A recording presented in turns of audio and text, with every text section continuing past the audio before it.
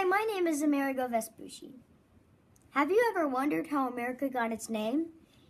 Even though I am an explorer that lived over 600 years ago, people that have learned about me are amazed at the work that I did in helping discover America.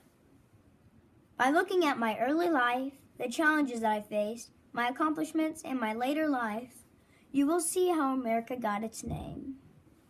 I was born a very rich Italian boy, somewhere in between 1451 and 1454. I grew up studying lots of things, including what later became my love, geology. I love studying world maps and following voyages of famous navigators. In my early 20s, I traveled to Paris, France to work with my uncle, who was Florence's ambassador to France and a map expert. I loved working for my uncle Guido and learned a lot about maps. I did this for 4 years, and in 1480, I returned to Florence in 1480.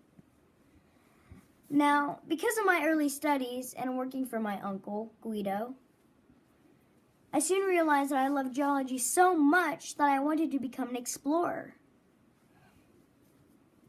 I lived out my dream of becoming an explorer, but faced many challenges along the way. In 1492, Columbus, a well-known explorer, Christopher Columbus, took a voyage to what he thought was India.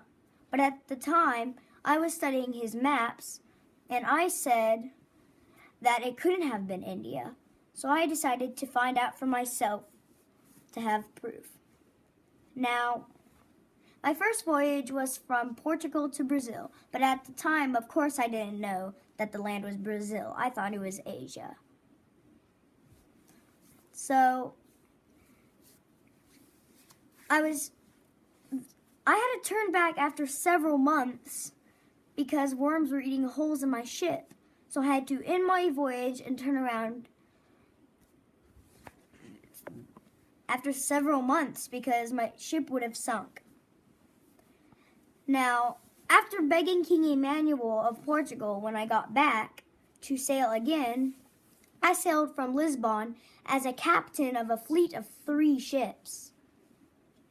I was still able to add lots of countries to my maps, even though I, again, had to turn around because of bad weather.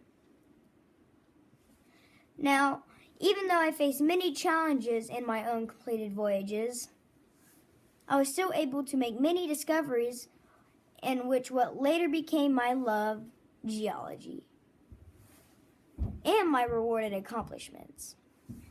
Now, during my journeys, I spent nights charting the position of the stars and figured out how constellations moved as I moved from the northern into the southern hemisphere. Now, I even created a system to chart my longitude and latitude positions. And by knowing that, I knew the circumference of the Earth. And by knowing that, I knew that Columbus had not sailed to Asia, India, or anywhere that we know. We actually found a new continent. Now, in my later life, I settled in Seville and married a young Spanish woman named Maria.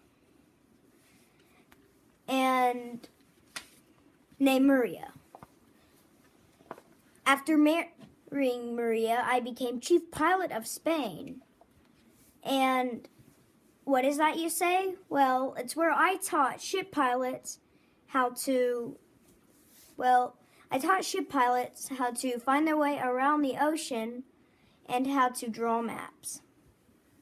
After doing this for 4 years, in 1507, Walt Muller, a longtime friend, named the new continent America after me. But sadly, 5 years later, in 1512, I died from a mosquito bite that I actually got during my last voyage. Darn, I wish they had off back then.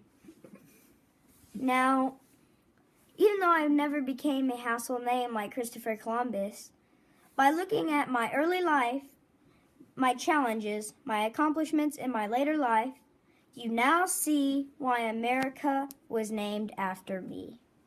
Thank you.